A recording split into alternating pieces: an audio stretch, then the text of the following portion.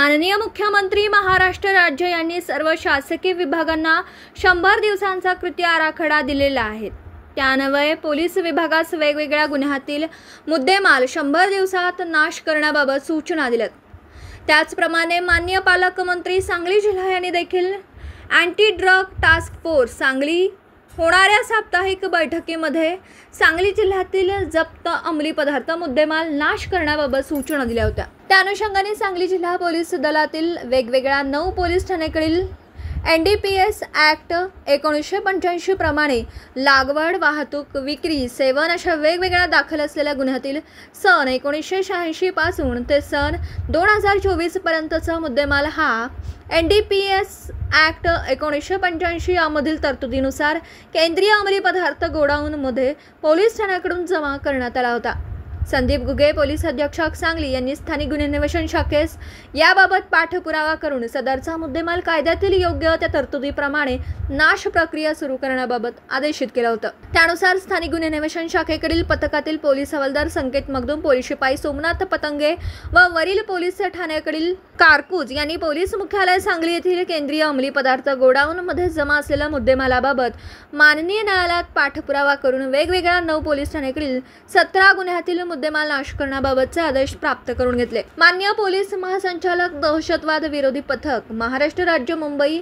CID Pune व विविध केंद्रीय यंत्रणा यांच्या अंमली पदार्थ मुद्देमाल नाश बाबत परवानगी घेऊन तसेच त्याबाबतच्या शासन निर्णयाप्रमाणे सांगली पोलीस दलाने सांगली जिल्ह्यात अंमली पदार्थ मुद्देमाल नाश कमिटी अध्यक्ष माननीय पोलीस अधीक्षक सांगली, सदस्य माननीय अपर पोलीस अधीक्षक सांगली, सदस्य माननीय पोलीस उप अधीक्षक गृह सांगली स्थापन केलं।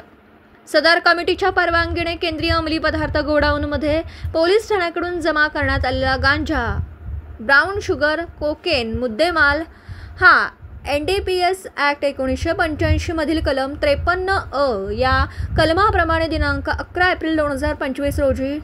Surya centre treatment facility private limited Miraj MIDC तालुका मिरज जिल्हा सांगली येथे दुपारी 1 ते 6:30च्या दरम्यान योग्य त्या नाश प्रक्रियेनुसार बॉयलरमध्ये जाळून नाश करण्यात आला। सदर नाश प्रक्रियेमध्ये सांगली जिल्ह्यातील आष्टा पोलीस ठाण्याकडील 1 गुन्ह्यातील कुरळप पोलीस ठाण्याकडील 1 गुन्ह्यातील कुपवाड MIDC पोलीस ठाण्याकडील 1 गुन्ह्यातील कवटे महांकाळ पोलीस ठाण्याकडील 1 गुन्ह्यातील सांगली ग्रामीण पोलीस ठाण्याकडील 2 गुन्ह्यातील उमदी पोलीस ठाण्याकडील 2 गुन्ह्यातील तासगाव पोलीस ठाण्याकडील 2 गुन्ह्यातील मिरज शहर पोलीस ठाण्याकडील 2 गुन्ह्यातील सांगली शहर पोलीस ठाण्याकडील 5 गुन्ह्यातील अशा वेगवेगळ्या 9 पोलीस ठाण्याकडील